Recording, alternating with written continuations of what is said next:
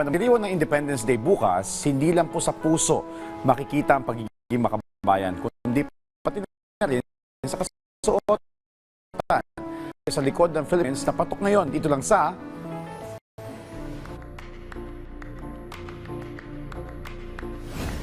With Miss Lot and Rev. Hi. Hello po. I know you're back. Kayo po ay mananahi na talaga. So, how did you come up with this new business? Gusto ko nang gumawa ng sarili kong brand kasi para makatulong tayo sa mga weavers natin sa probinsya. So, doon kami kumukuha ng mga tela na mga weave. Tapos yun yung ginagawa namin mga. So, bakit yun naisip? Tulad ko na lang, doon na nanahi sa bahay lang. Katulad din po nila na gusto ko kahit nasa bahay lang sila, tuloy-tuloy yung paggawa nila ng mga weaves. Tapos kami yung mga bumibili, ginagawa namin para makatulong sa kanila. How long pagtatahi bilang mananahi po? Gano'n nyo na po 20 katagal? years. 20 long years. Wow. And Revi here is your daughter, grade 12, but already exposed to the world of business. So, Revi, balita.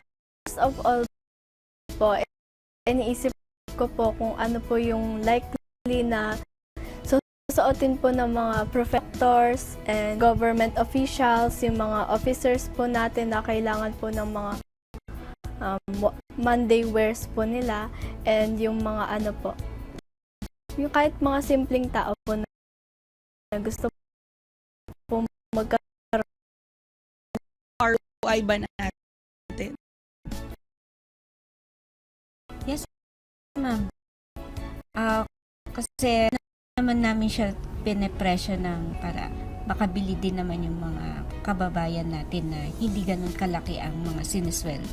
And of course, we all know that there are also other competitors out there in the market, but what sets you apart, Revi? Kasi po yung mostly po sa kanila, pure weaves po yung binebenta nila. So kami po, may mix po ng linen para po breathable and ano po, lightweight lang po siya. Any learnings that you could also share or advise dun sa mga kanegosyo natin na who would also like to start up their own business someday?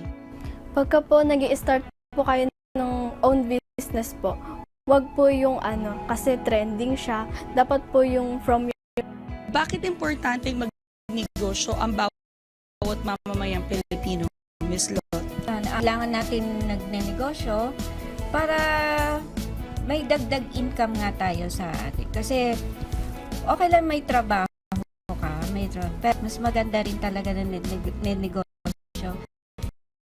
Kasi yung passion mo, mailabas din talaga yung totoong gusto mong gawin.